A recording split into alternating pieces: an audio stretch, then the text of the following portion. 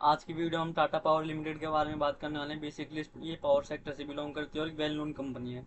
तो इसके लिए आइए हम सबसे पहले आते हैं स्क्रीनर पे। स्क्रीनर पे आने के बाद अपना स्टॉक सर्च कर लेंगे तो आपको कुछ ऐसा इंटरफेस हो जाएगा। अगर आपको इतने सारे इशू नहीं शो हो रहे होते तो आप यहाँ पे एडिट इशू में जाके वन बाय वन इन सबको ऐड कर सकते हो। तो और आइए हम कंपनी का ओवरव्यू देख लेते हैं। तो कंपनी का ओवरव्यू क्या कहता है, ये कंपनी टोटल 14,000 मेगावाट की एनर्जी 14,000 मेगावाट की एनर्जी प्रोड्यूस करती है, जिसमें आठ आठ साढ़े आठ हजार का थर्मल से आता है और 1,000 विंड से और 880 मेगावाट हाइड्रो पावर से और 443 वेस्ट हीट रिकवरी मेथड से आता है और बाकी 3,000 ये सोलर पावर से। और इसका ये 3760 मेगावाट की एनर्जी अंडर कंस्ट्रक्शन है रिन्यूएबल एनर्जी के थ्रू। ये इसका मेन फैक्टर है जो हमारे को इस स्टॉक पे देखने के लिए वो करता है।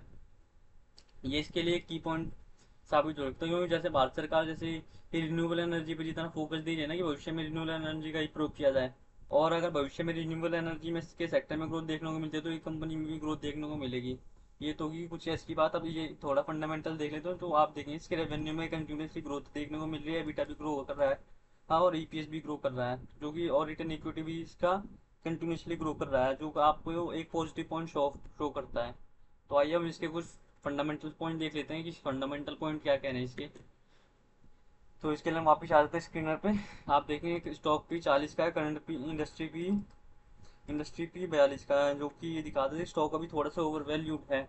Return on equity 11%, return on equity 11% का, रिटर्न ऑन कैपिटल इम्प्लॉयड 11% का है, जो कि एक ठीक ठाक माना जा सकता है। करंट और ग्राम नंबर इसका 162 का, करंट प्राइस 437 का है। ग्राम नंबर के हिसाब से कंपनी अभी काफ़ी ज़्यादा ओवर वैल्यू शो हो रही है। डिविडेंड यील्ड 0.46% का है। अगर कोई कंपनी डिविडेंड दे रही है आपको कंटिन्यूसली तो ये शो करता है कि कंपनी प्रॉफिटेबल और भविष्य में आपको आप अच्छे रिटर्न दे सकती है। फेस वैल्यू इसकी एक ही, मतलब इसमें स्टॉक स्प्लिट हो चुका है पूरी तरह। अब आपको भविष्य में किसी प्रकार का स्टॉक स्प्लिट देखने को नहीं मिलेगा। और इसमें फेस वैल्यू अगर इसका कुछ कोई भी स्टॉक स्प्लिट नहीं हुआ होता तो इसका करंट प्राइस 4,370 के आसपास होता।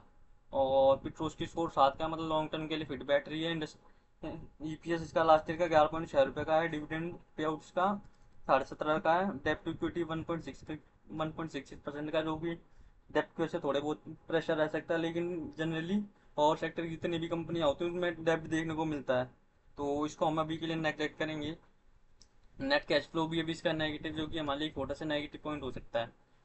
तो ये तो हो गया इसके फंडामेंटल की पॉइंट। आई है हम इसके वो देख लेते हैं इसका प्राइस प्राइस एक्शन अभी क्या कहता है। इसके लिए थोड़ा सा स्क्रॉल करके नीचे आएंगे और अभी आप देखेंगे करंट में इसका 200 डीएम 376 का है और 50 डीएम 433 का। तो 50 डीएम के आसपास ट्रेड करा, लेकिन फिर भी स्टॉक अभी काफी ज्यादा ओवरवैल्यूड है, क्योंकि आप देखोगे इसने लास्ट ईयर से आपको 150 से 100% की ग्रो हाइक दिखाई है लास्ट के कुछ 6 7 8 9 महीने के अंदर अंदर। जब आपको कोई कंपनी इतना लंबा हाइक देती है ना इतने शॉर्ट टाइम में, तो आपको एक छोटी सी करेक्शन दिखानी है वो जरूर जरूर 20 से 30% की। तो अभी के लिए अगर प्राइस एक्शन को देख के कहा जाए तो अभी प्राइस में किसी प्रकार की कोई करंट एंट्री नहीं बनती। आइए हम इसके और भी कुछ फैक्टर्स देख लेते हैं। तो इसके लिए हम आएंगे प्रॉफिट एंड लॉस के सेक्शन में। आप देखेंगे तो इसके नेट प्रॉफिट में कंडीशनल लगातार ग्रोथ देखने को मिल रही है। जैसे इस 2018 में इसका 2700 करोड़ था, फिर 3600 करोड़, फिर आपको एक स्पाइक एक बड़ा सा डाउनफॉल देखने को मिला 1958 करोड़ पे आई। बेसिकली जो मेन रीजन था ना इसके पीछे कोविड था और 2021 में वापस 941 करोड़, लेकिन फिर 2022 के बाद से इसमें फिर से लगातार ग्रोथ देखने को मिल रही है। 2500 करोड़, फिर 5,500 करोड़, फिर 5700 करोड़। तो ऐसे ग्रोथ को देखते हुए लग रहा है, देख उसकी ग्रोथ को देखते हुए कहा जा सकता है कि भविष्य में आपको ही और बढ़िया प्राइस एक्शन शो कर सकती है। ये तो हो गया इसका प्रॉफिट एंड लॉस। अब इसका शेयर होल्डिंग पैटर्न देख लेंगे। शेयर होल्डिंग पैटर्न इसका क्या कह रहा है, इसके लिए हम आएंगे इन्वेस्टर्स के सेक्शन में। आप देखेंगे इसमें 40% की प्रमोटर है, 9% की एफ आई है और 15% की डी आई एस है, जो कि ये शो करता है कंपनी में जितने भी इंस्टीट्यूशन शेयर होल्डिंग है उनका इसमें विश्वास है काफ़ी बढ़िया। और अगर आपको किसी स्टॉक में अगर 40-50% की प्रमोटर शेयर होल्डिंग देखने को मिल रही है और शेयर होल्डिंग की प्लेजिंग नहीं हो रखी है और आपको 15 से 20% की इंस्टीट्यूशन शेयर होल्डिंग देखने को मिल रही है, तो आप उस स्टॉक में बिना किसी सोच विचार के निवेश कर सकते हैं। हालांकि एक कोई एकमात्र डिसाइडिंग फैक्टर नहीं होता, और भी कई सारे फैक्टर होते हैं जो किसी स्टॉक के प्राइस एक्शन पर प्रभाव डालते हैं। तो ये तो हो गया कुछ इसके फंडामेंटल एस्पेक्ट। आइए हम इसका चार्ट देखते हैं, इसका चार्ट क्या कह रहा है। इसके लिए हम सबसे पहले आएंगे ट्रेडिंग व्यू पे। ट्रेडिंग व्यू पे आने के बाद हम इसका स्टॉक सर्च कर लेंगे, टाटा पावर।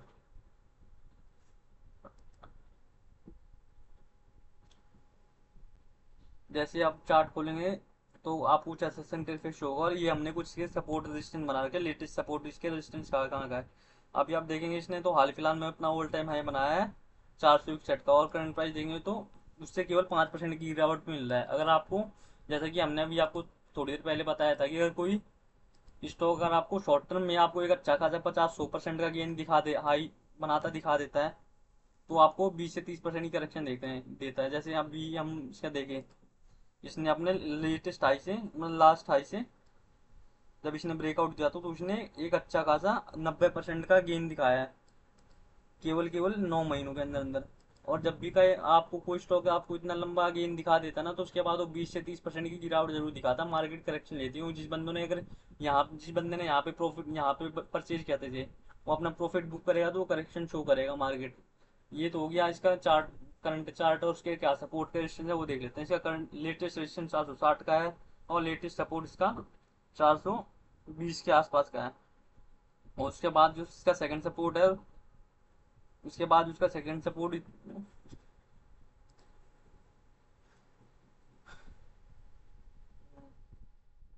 इसके बाद इसका सेकंड सपोर्ट 360 के आसपास बनता है। उसके बाद जो लास्ट थर्ड और सबसे बड़ा सपोर्ट है वो 320 के आसपास है। अगर आपको इन जोन में अगर पर देखने को मिलता है प्राइस, तो उसमें बाय करने की देख सकते हैं। ये तो हो गया इसके कुछ सपोर्ट रेजिस्टेंस। जब आप इसका आरएसआई देखोगे वीकली चार्ट पे, तो ये आपको अभी भी आपको ये 55 से 60 के बीच में शो, 60 के आसपास शो हो रहा है। जैसा कि हमने वीडियो में अपनी पहली बात की हुई है कि अगर आपको कभी भी स्टॉक का आरएसआई अगर आपको 50 से ऊपर देखने को मिलता है, तो वो इंडिकेट करता है कि कभी स्टॉक अभी ओवरबोट जोन में, अगर आप अभी आपको उसमें बढ़िया करेक्शन देखने को मिल सकती है। और अगर आप इसका आरएसआई भी देखें, ऑसम ऑसिलेटर भी देखें, तो ऑसम ऑसिलेटर भी इंडिकेट कर रहा है। ये तो हो गए उसके कुछ चार्ट चार्ट के फैक्टर्स। अब आइए हम इसके मार्केट सेंटीमेंट देख लेते हैं, मार्केट सेंटीमेंट स्टॉक के प्रति क्या कह रहे हैं। इसके लिए हम सबसे पहले आएंगे एनएससी की वेबसाइट पे। एनएससी की वेबसाइट पे आने के बाद हम आएंगे रिसोर्सेज सेक्शन में, security wise price volume market पे। यहाँ पे आने के बाद हम अपना स्टॉक सर्च कर लेंगे, टाटा पावर। टाटा पावर ये सर्च करने के बाद आप एक मंथ का डाटा खोल लेंगे। आप एक मंथ का डाटा देख खोलेंगे तब आपको लेटेस्ट में ये दिखेगा कि इसमें जो डिलीवरी परसेंटेज है ना ट्रेड की, वो काफ़ी कम है। जैसे 38%, 37%, 40%, 43%, 35%, 40%। और हमने पहले भी अपनी वीडियोस में जैसे बताया कि अगर आपको एक मंथ के डाटा में अगर आपको डिलीवरी परसेंटेज कम देखने को मिल रही है परचेज की, तो वो इंडिकेट करता है कि स्टॉक में हाल फिलहाल में भी आने वाले 1 से 2 महीने में करेक्शन आने आएगी, अभी काफ़ी अच्छी खासी। क्योंकि अभी इसमें सेलर्स हावी है, लेकिन जो मार्केट है निफ्टी का, उसमें जो बायर्स हावी है, तो वो बायर्स इसको बार बार पुश करके ऊपर कर दे रहे हैं। लेकिन जो सेलर्स हैं जो इसमें अभी एंट्री ले चुके हैं, उसमें अभी इसमें सेल करने का देख रहे हैं। तो जब वो सेल करेंगे तो आपको इस स्टॉक के प्राइस थोड़े बहुत गिरते हुए देखने को मिल सकते हैं। ये तो हो गया उसको कुछ मार्केट मार्केट सेंटिमेंट, टेक्निकल और फंडामेंटल एस्पेक्ट इसके क्या कह रहे हैं। अगर मेरे को अब इसमें कोई एंट्री लेनी हो तो मैं वो कैसे लूंगा, क्योंकि अगर मेरे को कोई इसमें एंट्री लेनी हो तो मैं 3 पार्ट में लूंगा जनरली। और जिसमें फर्स्ट एंट्री मेरी बनेगी 416 के आसपास, जो ऑल टाइम हाई से इसके 9% की गिरावट रहेगी। और इसमें मैं अपना स्टॉक को जितना भी पैसा अलॉट किया हो उसके केवल 20% इस प्राइस पे बाय करूंगा। उसके बाद में अगर ये फर्दर और गिरता है तो मैं 360 से 365 के आसपास में इसमें लेने का देखूंगा 60% की वैल्यू के साथ। जितना भी मैंने इसको अपलोड किया उसका 60% मैं इस प्राइस पे लेने का देखूंगा। अब मेरे पास 20% जो पैसा बचा है, उसमें अगर और गिरावट होती है, ये 320 के आसपास आता है, तब मैं वहां पे लेने का देखूंगा। और कभी भी आपको किसी भी स्टॉक, कोई भी स्टॉक जब आपको ऑल टाइम हाई के आसपास देखने को मिल रहा है, तो आपको उसमें बल्क इन्वेस्टमेंट करने से बचना चाहिए। आपको केवल डिप में जब भी मार्केट गिरावट हो तभी आपको बाय करने का देखना चाहिए।